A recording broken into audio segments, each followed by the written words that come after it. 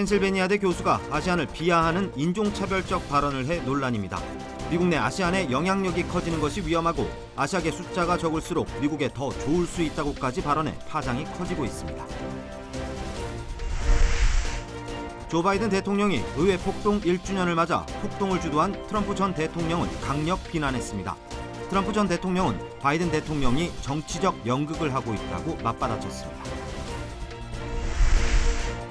미국에서 지난 일주일 동안 신규 확진자가 400만 명에 달한 것으로 나타났습니다. 세계보건기구는 오미크론을 절대 가볍게 봐선 안 된다고 경고했습니다.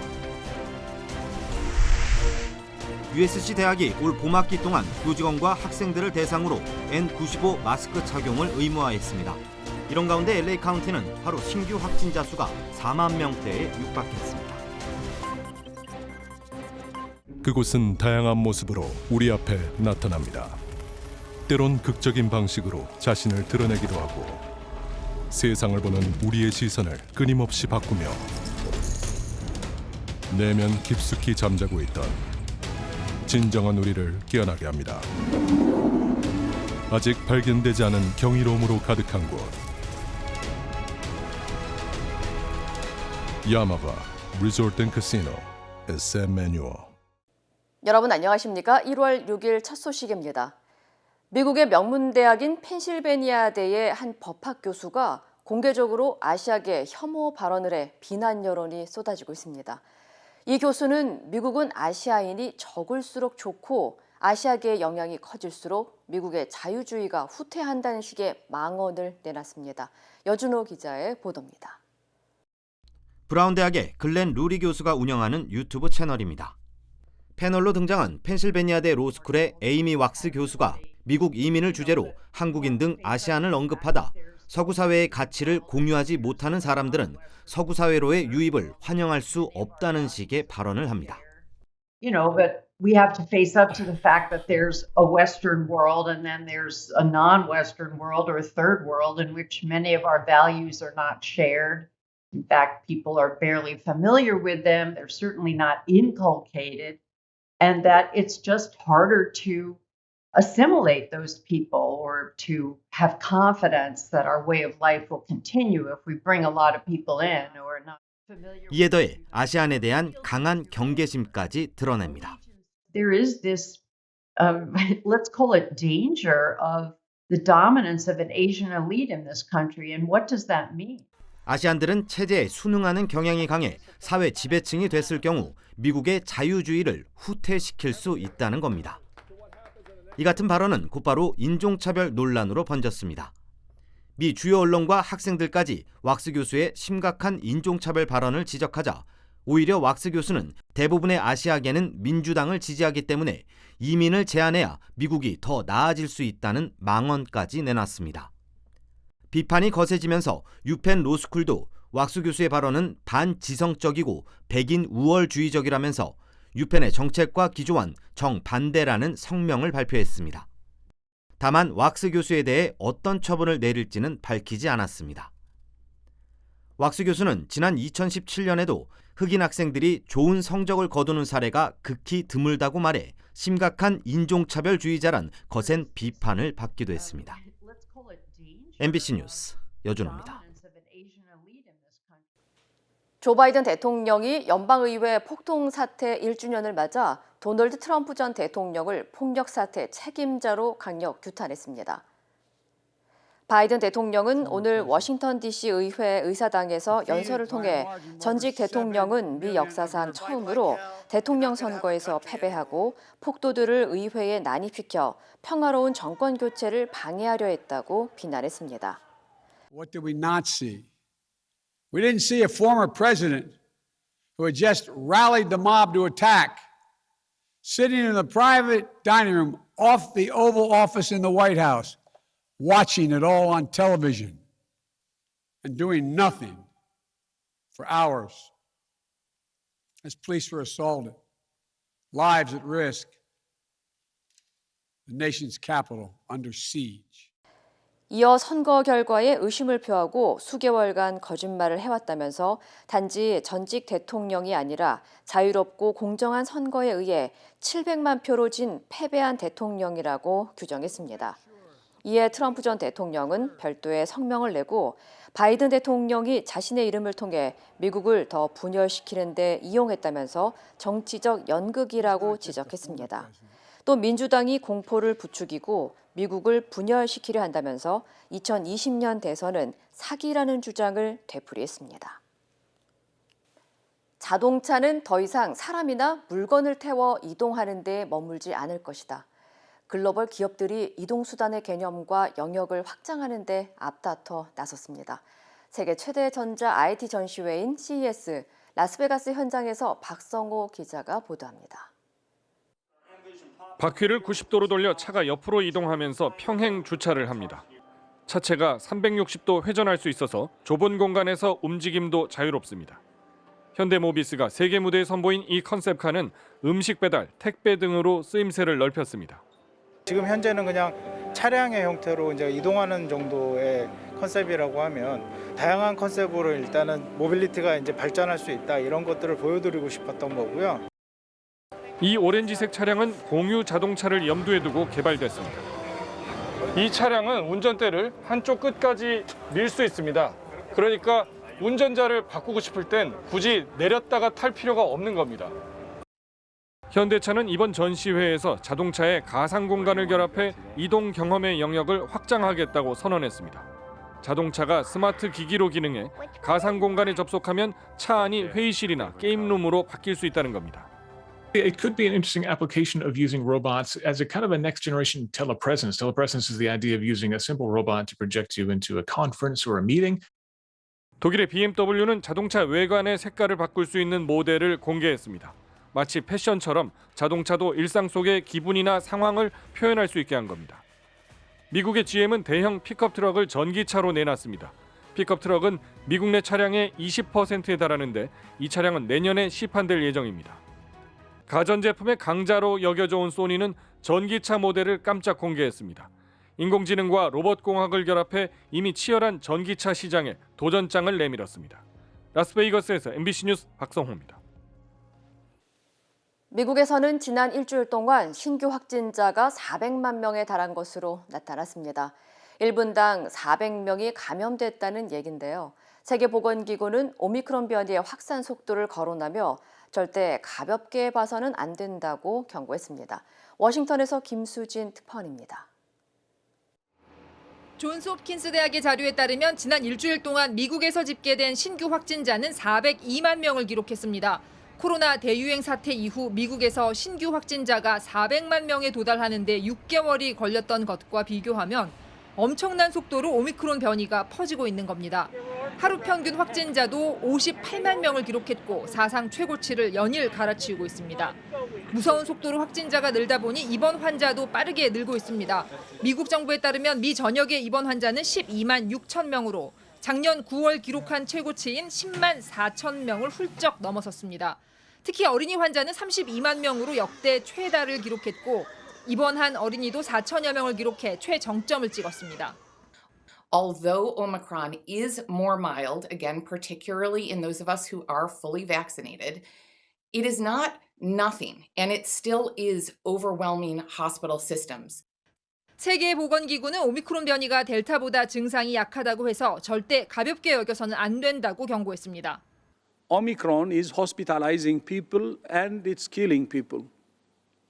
In fact, the tsunami of cases is so huge and quick. 자가진단 키트로 검사해 통계에 잡히지 않는 사람과 무증상 감염자도 적지 않은 것을 고려하면 미국의 실제 확진자 수는 더 많을 것으로 보입니다. 워싱턴에서 MBC 뉴스 김수진입니다. LA 카운티가 주민들에게 무료로 코로나19 자가진단 키트를 배송해주는 프로그램을 일시적으로 중단합니다. LA 카운티 정부는 코로나19 증상이 있거나 감염자와 접촉한 주민들을 대상으로 LA 카운티 홈 테스트 컬렉션 프로그램을 시행해 무료로 자가 진단 키트를 제공하고 있지만 진단 키트 부족 등으로 인해 이를 일시적으로 중단한다고 밝혔습니다. 보건당국은 현재까지 하루에 제공하는 진단키트 수를 4,000개로 제한했는데 현재 제공이 어려워지자 다음 주부터 주민들은 정해진 픽업과 드롭오프 장소에서 자가검진을 하는 새로운 대책을 발표할 것이라고 설명했습니다. 이런 가운데 YMCA는 LA 12곳의 모든 지점에서 코로나19 PCR 검사를 진행합니다. 사전 예약 없이 당일 방문 검사가 가능하며 검사 결과는 방문 후 24시간에서 48시간 이내에 확인할 수 있습니다. USC 대학이 모든 교직원과 학생들의 마스크 의무화를 시행한 가운데 특히 N95 마스크 착용 의무화를 강조했습니다. USC 사라바 놀만 보건 책임자는 코로나 확산세에 따라 올 봄학기 동안 N95 마스크 착용을 의무화한다고 밝혔습니다. 앞서 USC는 오미크론 변이 확산으로 봄학기 첫 주를 온라인 수업으로 진행하고 오는 18일부터 대면 수업을 진행하기로 결정했습니다. 또 모든 교직원과 학생들의 부스터샷 접종 역시 의무화했습니다. 한편 오늘 LA 카운티의 코로나 1일 확진자 수가 결국 4만 명대에 육박하면서 팬데믹 이후 최고치를 경신해 보건당국이 주민들에게 위생 지침을 철저히 해줄 것을 거듭 당부했습니다. 지난해 미국에서 10년 만에 가장 많은 광견병 사망자가 발생한 것으로 나타났습니다. 연방질병통제예방센터 CDC는 지난해 미국에서 박쥐 등에 물려 5명이 광견병에 숨졌고 특히 이 중 3건은 충분히 예방할 수 있었음에도 이들은 백신 접종을 거부했다고 전했습니다. 광견병은 중추신경계를 공격하는 병으로 불면증과 불안증, 마비, 타액 과다분비 등의 증상이 나타나며 개나 고양이뿐만 아니라 사람에게도 감염될 수 있습니다. 이런 증상이 나타난 몇 주 뒤에 사망까지 이를 수 있지만 바이러스에 노출된 후 2주 내로 총 5회의 예방접종을 받을 경우 생존이 가능합니다. 한편 미국에서는 매년 6만여 명이 광견병 바이러스 노출로 치료를 받는 것으로 집계됐습니다. 미국의 주요 언론들이 한국 소방당국의 발표를 인용해 고양이 방화주의보를 내렸습니다. 워싱턴 포스트와 CNN, 시카고 WGN 방송 등 미국의 주요 언론들은 한국 소방당국이 최근 3년간 고양이로 인한 화재가 100건 이상 발생했다는 통계를 발표했다고 전했습니다. 앞서 서울시 소방재난본부는 지난 2019년 1월부터 2021년 11월까지 고양이가 전기 레인지를 건드려 불을 낸 사례가 모두 107건이라고 발표했습니다. 전미화재예방협회에 따르면 미국에서 반려동물에 의한 주택 화재는 매년 1000여 건에 달하지만 이 가운데 고양이로 인한 화재가 어느 정도 비중을 차지하는지에 대한 통계는 없는 것으로 알려졌습니다. 하프타임쇼를 주최하는 NFL과 공식 후원사 펩시가 제56회 슈퍼볼 제작진에 필요한 500명의 알바생을 모집합니다. 슈퍼볼 제작진은 다음 달 열리는 슈퍼볼 하프타임쇼 무대 제작을 도울 알바생으로 LA 주민 500명을 채용한다고 밝혔습니다. 알바생들은 하프타임쇼 동안 무대 설치와 해체를 돕게 되며 채용될 경우 3시간에서 6시간으로 예정된 총 9번의 리허설에 모두 참석해야 합니다. 사전 경험은 필요하지 않지만 알바생은 18세 이상이고 신체가 건강해야 하며 코로나19 백신 접종 증명서를 제출해야 합니다. 한편 제56회 슈퍼볼은 2월 13일 LA 인근 잉글우드 소파이 스타디움에서 개최되며 경기가 LA에서 치러지는 것은 1993년 이후 29년 만에 처음입니다. 멕시코 음식 패스트푸드 체인 타코벨이 타코를 월 정액으로 즐길 수 있는 서비스를 실시합니다. 타코벨은 오늘부터 자사 리워드 프로그램 고객들을 대상으로 매달 $10를 내고 타코를 즐길 수 있는 월 정액 서비스 타코 러버스 패스를 시작한다고 밝혔습니다. 이에 따라 타코벨 고객들은 매달 $10를 지불할 경우 연속 30일 동안 하루에 1개의 타코를 즐길 수 있습니다. 타코벨 측은 이 같은 월 정액 서비스를 지난해 9월 애리조나주에서 처음 테스트에 돌입했으며 이후 리워드 프로그램 이용자가 20% 정도 증가한 것으로 나타났습니다. 구독 서비스는 스트리밍 서비스가 가장 인기가 많지만 최근에는 음식점과 패스트푸드 체인 등으로 확장되는 추세입니다. 한편 프랜차이즈 베이커리 파네라 브레드는 커피를 월 정액으로 무제한 즐길 수 있는 서비스를 출시했습니다. 처음으로 세포 배양육이 개발됐을 때는 엄청나게 비싸지만 이제는 값이 뚝뚝 떨어지고 있습니다. 3D 프린터로 만든 꽃등심 스테이크에 인공 생선살, 인공 커피까지 등장했는데 첨단 기술이 식품에 투입되는 건 그만큼 기후 위기가 심각해졌기 때문입니다. 임경아 기자입니다. 배양 접시에 담긴 작은 조각들, 붉은 건 소고기, 노란 건 닭고기입니다.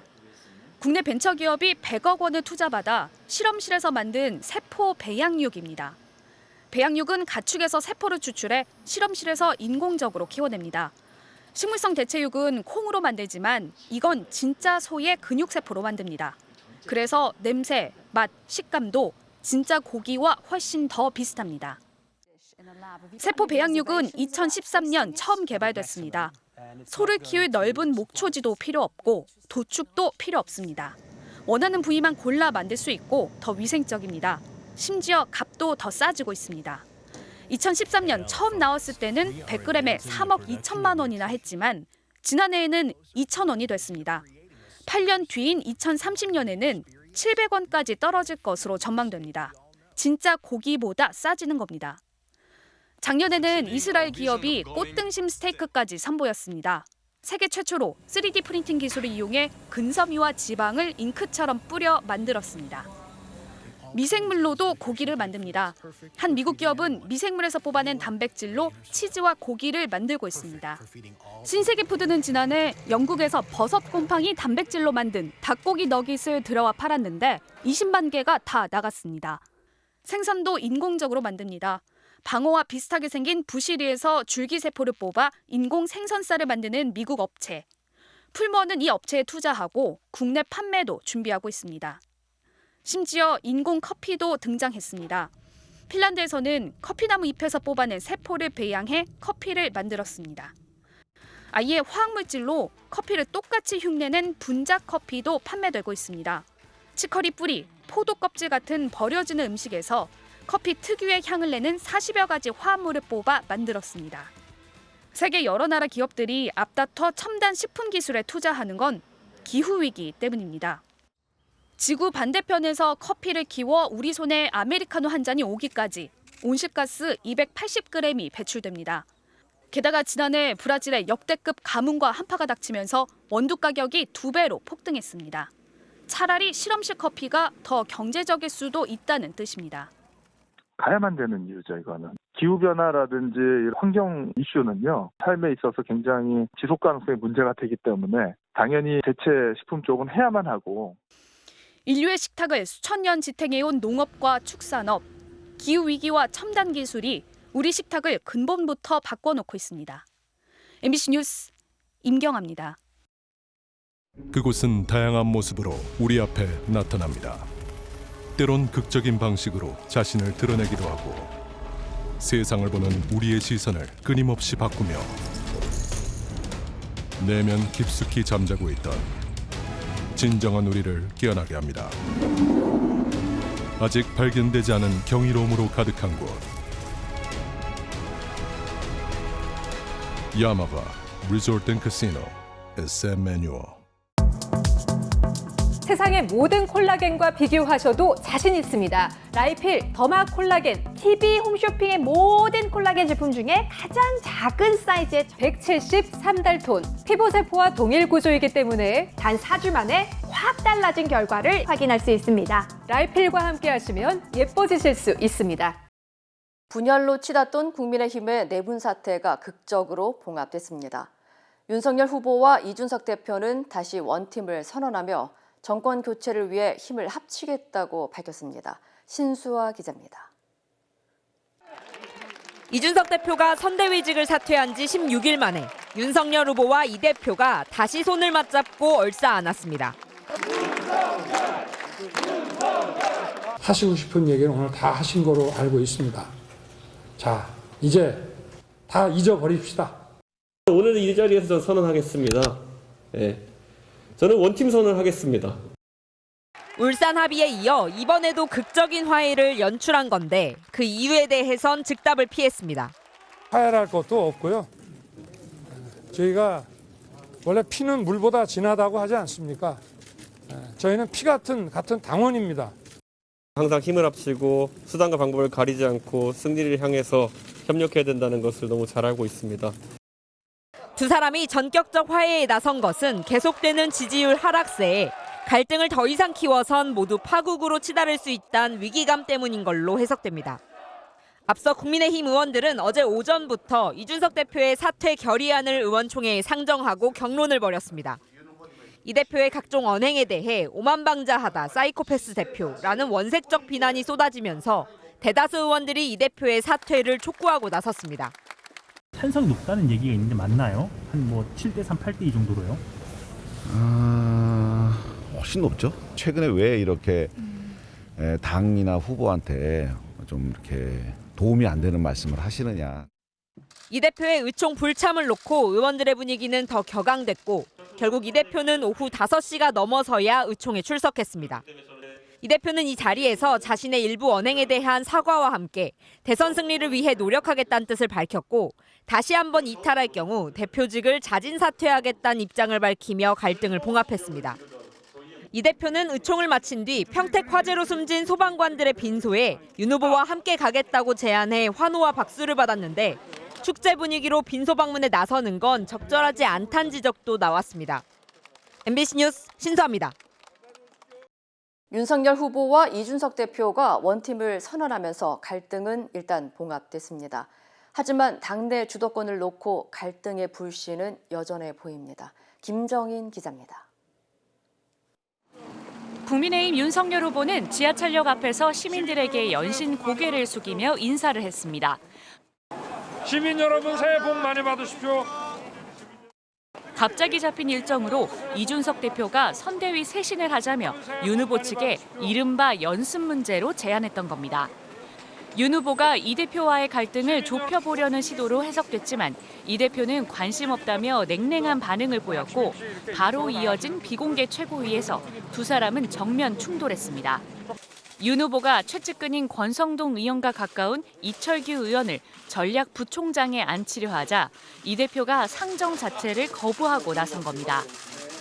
큰 의견이 있었고 그래서 그 의견을 정확하게 이야기했고 갈등 해소를 위한 여러 가지 노력들이 있었음에도 불구하고 하지만 윤 후보는 임명을 강행했습니다.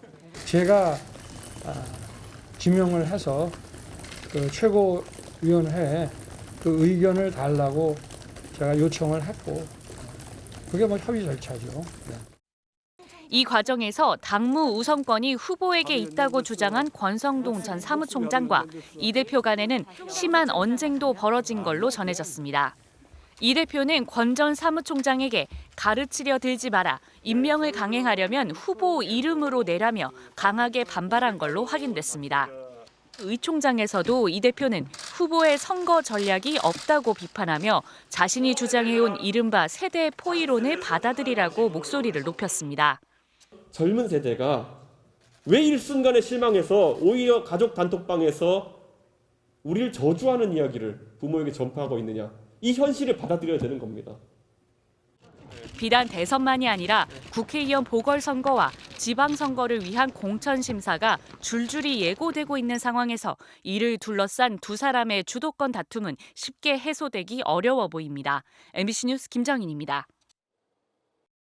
민주당 이재명 후보가 관료 사회와 민주당을 동시에 비판하면서 치열하고 솔직한 반성을 강조했습니다. 실용정부, 민생정부를 추구하겠다고 밝혔습니다. 김재경 기자입니다. 행정학회 토론회에 나선 이재명 후보는 이재명 정부의 이름으로 꼭 이루고 싶은 게 있다며 공직사회 개혁을 언급했습니다. 대한민국에 당이 3개가 있다고 합니다. 여당, 야당, 관당. 그런데 관료사회는 바뀌지 않습니다. 그러면서 집권하면 단체장 시절의 경험을 바탕으로 관료들을 변화시켜 성과를 내겠다고 밝혔습니다. 특히 관료들이 국민으로부터 위임받은 권한을 자신의 권한으로 착각하곤 한다며 확장 재정에 소극적인 기획재정부를 간접 겨냥했습니다. 이 후보는 또 민주당이 국민들께 미움받고 있는 게 사실이라며 자신들만 옳다면서 가치와 철학을 국민에게 강요했다고 평가했습니다. 이 과정에서 고 노무현 전 대통령의 부인 권양숙 여사의 말을 인용하기도 했습니다. 나쁜 인간하고는 같이 살아도 미운 인간하고는 못 산다. 공감이 확 가지 않습니까? 근데 국민도 역시 하나의 집단 지성체여서 인격체입니다. 관료 사회와 민주당을 동시에 비판한 이 후보는 집권하면 위임받은 권한을 국민의 삶을 위해 쓰겠다며 실용정부, 민생정부가 되겠다고 밝혔습니다. 특히 현 정부의 부동산 정책 실패를 예로 들어 정부가 시장을 이기려 해선 안 된다며 정부와 시장의 조화를 강조했습니다. 이 후보는 평택화재로 소방관 순직 소식이 전해지자 오후 일정을 취소하고 소방공무원들의 안전을 국가가 책임져야 하겠다고 SNS를 통해 밝혔습니다. MBC 뉴스 김재경입니다. 북한이 그제 발사한 탄도미사일의 사진을 공개하면서 극초음속 미사일 발사 시험에 성공했다고 주장했습니다. 한국군은 한미 양국이 파악한 것과는 다르다며 특성을 분석 중입니다. 손영 기자입니다. 불꽃과 함께 연기를 뿜어내며 이동식 발사대 위로 솟아오르는 미사일. 북한이 발사에 성공했다며 공개한 극초음속 미사일 사진입니다. 지난해 9월 극초음속 미사일이라며 발사했던 화성 8형을 일부 개량한 것으로 평가됩니다. 가장 눈에 띄는 건 탄두부 변화. 비행 능력이 우수한 기존 글라이더 형태에서 속도에 유리한 원뿔 모양으로 바뀌었습니다. 절반의 성공이라고 볼 수 있는데 이번에는 속도를 테스트하고 변칙 기동을 하기 때문에 요격이 상당히 까다로워 게임 체인저라는 무기로 북한은 측면 기동 기술, 즉 수평 상태로 날아가며 좌우로 움직여 상대의 요격을 피할 수도 있다고 주장했습니다. 작년 9월 당시 200km에 불과했던 비행거리도 3배 이상 길어져 700km 거리의 표적을 맞췄다고 했습니다. 하지만 소리의 5배가 넘는 빠른 속도의 극초음속 미사일이라면서도 얼마나 빠른지 속도는 공개하지 않았습니다. 북한의 주장은 한미 정보당국의 분석과도 다른 것으로 전해졌습니다. 군 당국은 미사일의 성능과 특징은 분석 중이라고 말했습니다. 북한은 당대회에서 제시했던 군 현대화를 위해 가장 중요한 과업을 완수한 것이라며 무기 개발 일정에 따른 성능 시험일 뿐이라고 강조했습니다. 미국은 북한의 미사일 발사가 안보리 결의 위반이라고 규탄했고 구테레스 유엔 사무총장은 북한의 대화 재개를 촉구했습니다. MBC 뉴스 손영입니다. 인도 서부 지역에서 화학 폐기물의 유독가스를 마신 근로자 6명이 숨졌습니다. 관련 소식 전해드립니다. 이번 참사는 공장 밀집 지역 개울가에 버려진 화학 폐기물로 인해 발생한 것으로 전해졌는데요. 소방 관계자는 버려진 폐기물이 다른 화학물질과 반응해 유독가스가 생성됐고 이를 들이마신 인근 근로자들이 목숨을 잃었다고 설명했습니다. 유독가스에 중독된 또 다른 20여 명은 현재 병원에서 치료를 받고 있으며 이 중 7명은 위중한 상태라고 합니다. 중국 정부가 자국을 방문하는 한국발 입국자에 대한 방역 기준을 강화했습니다. 주한 중국 대사관은 전 세계 코로나19 상황이 엄중하고 한국발 입국자에 대한 확진 사례가 늘고 있다며 한국에서 입국하는 사람을 대상으로 한 차례 실시하던 여객기 탑승 전 유전자 증폭 검사 PCR 횟수를 2차례로 늘린다고 밝혔습니다. 이번 조치에 따라 오는 17일부터는 탑승일로부터 7일 전에 한 차례 추가로 PCR 검사를 받아야 합니다. 또한 검사를 받은 시점부터 일주일간 자가 건강 상황 검측표를 작성해야 한다고 합니다. 인도네시아에서는 지난 10월부터 코로나19 신규 확진이 급감하고 있는데요. 이와 관련해 인도네시아 대학이 지난해 10월부터 12월까지 2만여 명을 대상으로 진행한 조사 결과 실제 감염과 백신 접종으로 전체 인구의 85% 이상이 항체를 보유하고 있는 것으로 나타났다고 합니다. 최근 한 달 동안 인도네시아에서 코로나19에 신규 감염된 사람은 하루 평균 200명 수준으로 이 같은 하향 안정세는 오미크론 변이가 유행하기 시작한 뒤 오히려 강화되고 있다고 연구팀은 설명했습니다. 필리핀 정부가 만 18세 미만 여성들의 결혼을 막는 법안을 마련했습니다. 현지 시간 6일 로드리고 두테르테 필리핀 대통령은 만 18세 미만 여성과 결혼하거나 동거할 경우 최대 12년의 징역형을 선고하는 새 법안을 서명했습니다. 법안에 따르면 미성년자와의 결혼을 주선하거나 주례를 보낸 사람도 같은 처벌을 받게 된다고 합니다. 이번 조치로 전 세계에서 12번째로 조혼율이 높은 필리핀에서 조혼 문화에 제동이 걸렸습니다. 이 시각 세계였습니다.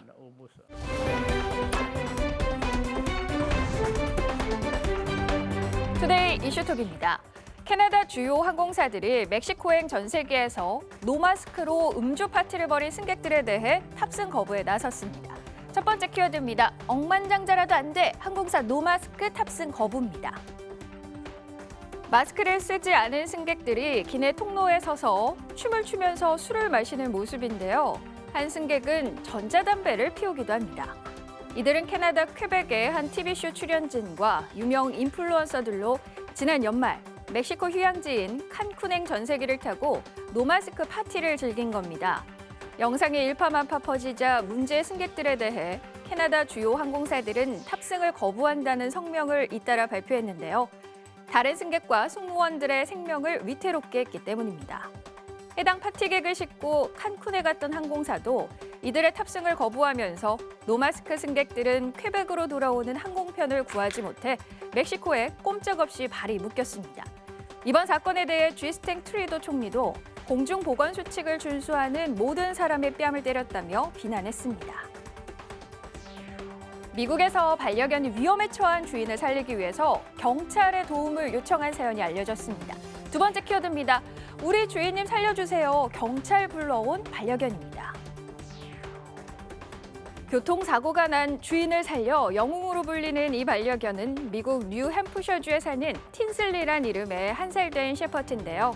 사고가 일어난 건 지난 월요일 밤. 당시 개가 홀로 고속도로를 배회한다는 신고를 받고 경찰이 현장에 출동했습니다. 그런데 잡힐 듯 말 듯 마치 경찰이 쫓아오길 바라는 것처럼 개는 가다서다를 반복했다고요. 알고 보니 개가 쓰러진 주인을 살리기 위해 경찰을 교통사고 현장으로 유도한 겁니다. 아니나 다를까 개를 쫓아갔더니 픽업 트럭 한 대가 가드레일을 들이받고 도로 아래에 뒤집혀 있었다고 합니다. 현지 관계자들은 개가 아니었다면 추운 밤에 부상자들이 못 버텼을 거라면서 기적이라고 놀라워했는데요. 주인에게 이 반려견이 수호천사나 다름이 없는 것 같네요. 중국의 한 음식점에서 남성이 갑자기 들이닥친 물소에 뿔에 부딪히는 사건이 발생했습니다. 세 번째 키워드입니다. 물소도 스트레스? 물소의 음식점 습격 사건입니다. 중국 장쑤성 타이저우시의 한 음식점. 남성 2명이 휴대전화를 보고 음료를 마시며 한가롭게 보내던 그때 갑자기 입구 쪽에서 나타난 이 검은 그림자. 거대 물소가 난입해 냅다 뿔로 한 남성을 허공으로 날려 바닥에 내동댕이 칩니다. 스트레스가 쌓인 건지 테이블을 부수며 가게 안을 난장판으로 만든 물소. 날벼락을 당한 남성은 병원으로 후송돼 치료를 받았다는데요. 이 녀석이 어디에서 왔는지 알려지진 않았지만 코에 콧뚜레와 줄이 묶여있는 것으로 봐 농가에서 키우던 물소가 탈출한 것으로 추측됩니다. 실제로 중국은 아직도 물소로 농사를 짓는 경우가 많아서 도심에 나타나 소동을 피우는 경우가 종종 있다고 하네요. 요즘 중국의 최대 화두는 공동부유, 그러니까 다 함께 잘 살자는 겁니다. 그만큼 빈부격차가 심각하다는 반증이기도 하겠죠. 그런데 중국에서 반려견의 생일 파티에 드론까지 띄우는 일이 포착됐습니다. 네 번째 키워드입니다. 공동부유라더니 개 생일 파티에 2천만 원입니다. 중국 후난성 창사시의 밤하늘에 수백 개의 불빛이 떴네요. 커다란 선물 상자로 대여를 바꿨다가 산타 모자를 쓴 강아지가 튀어나오는데요. 한 여성이 반려견의 10번째 생일을 축하하려고 드론 520대를 하늘에 띄운 겁니다. 외지에서 오랫동안 공부하느라 반려견과 있어주지 못한 미안함 때문에 10만 위안, 우리 돈 약 1,880만 원을 들여 반려견 생일 이벤트를 꾸몄다고요. 해당 영상이 SNS에 퍼지자 현지 한 매체는 근검절약이 중국의 전통 미덕인데 이런 행위가 미풍양속을 해치는 낭비라며 비판했습니다. 누리꾼들은 반려견이 드론쇼를 이해하냐, 반대로 또 반려견 주인이 돈을 쓰는데 무슨 상관이냐 등 의견이 분분했네요. 경쟁하듯 기네스북에 오르려는 나라가 있죠. 아랍에미리트인데요. 5번째 키워드입니다. 도전 기네스북 54,740개의 유리잔 피라미드입니다. 공든탑을 세트 삼각형 천 위에 유리잔을 차곡차곡 쌓아 올리는 사람들. 시간이 더해가자 완벽한 피라미드 모형을 갖춰가는데요. 아랍에미리트 두바이의 한 호텔이 새해를 축하하기 위해 프랑스 유명 샴페인 회사와 함께 유리잔 피라미드 쌓기에 나선 겁니다. 5일 동안 55명이 넘는 인원이 동원돼서 무려 54,740개의 유리잔으로 높이 8m의 피라미드 형태로 배치하는 데 성공해 지난 2017년 스페인 마드리드에서 세운 이전 기록까지 가뿐하게 경신했다는데요. 이 유리잔들은 호텔 객실과 스위트룸에 들어가는 리필이 가능한 유리 용기로 재활용될 예정이라고 합니다. 투데이 이슈 톡이었습니다. 세상의 모든 콜라겐과 비교하셔도 자신 있습니다. 라이필 더마 콜라겐 TV 홈쇼핑의 모든 콜라겐 제품 중에 가장 작은 사이즈의 173달톤. 피부세포와 동일 구조이기 때문에 단 4주 만에 확 달라진 결과를 확인할 수 있습니다. 라이필과 함께 하시면 예뻐지실 수 있습니다.